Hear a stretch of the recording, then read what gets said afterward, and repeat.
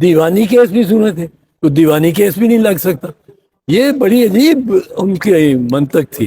اور جج صاحب نے ان کو بڑی ہیئرنگ دی کہ آپ کو مطلب کس طرح یہ محسوس ہوتا ہے, یا تو کوئی ان کی ذات پہ کوئی پرسنل ان کے پاس کوئی ایویڈنس ہو کہ انہوں نے کوئی ان کا کوئی انٹرسٹ ہے, اس کی کوئی اس میں اپنا مفاد ہے, مفاد عامہ کا کیس ہے,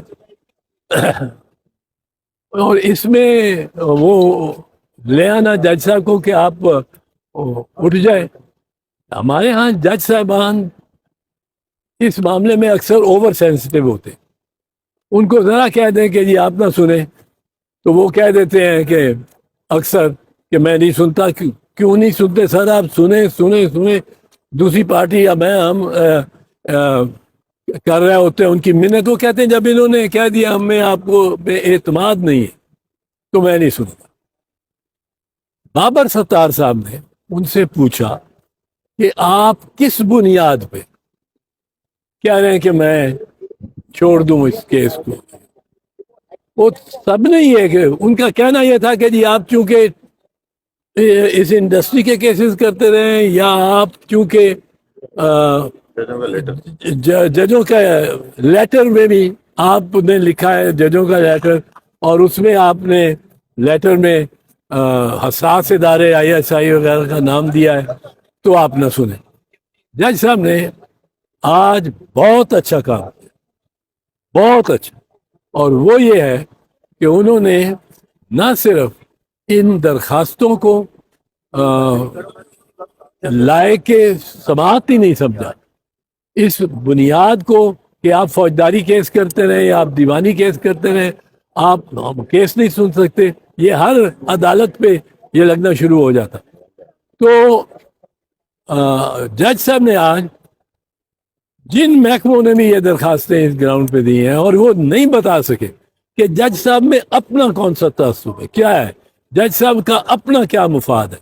ایک سیدھے سادے جج کو جو ایمانداری سے فیصلے کرتا ہو, اس کے اوپر اس طرح کے اعتراض لگا دینا یہ تو روایتی بن جائے. تو جج صاحب نے سب محکموں کو 5-5 لاکھ روپیہ جرمانہ بھی کیا ہر جانہ دینے کے.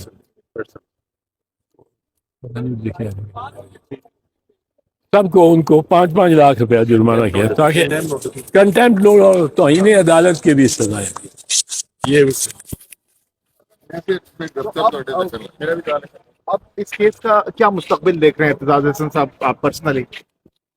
میں تو امائکس ہوں, میں کسی پارٹی کو نمائندہ نہیں ہوں, تو یہ دیکھیں گے. سینئر وکیل ہیں سر, قاضی فاضل عیسیٰ صاحب کے ایکسٹینشن کے حوالے سے باتیں ہو رہی ہیں, کوئی ترامیم لائی جا سکتی ہیں حکومت کی طرف سے, اگر ایسا ہوتا ہے تو کیسے دیکھتے ہیں آپ؟ اگر چیف جسٹس کا عہدہ صرف اس کو ایکسٹینڈ ہوتا ہے اور ان کے بارے میں یہ ایک ٹینیور پوسٹ بنا دیا جاتا ہے, یعنی اگر قاضی فیض عیسیٰ صاحب کو 3 سال دے دیے جاتے ہیں تو پھر اس کا ایک تو نتیجہ یہ ہے کہ منصور علی شاہ صاحب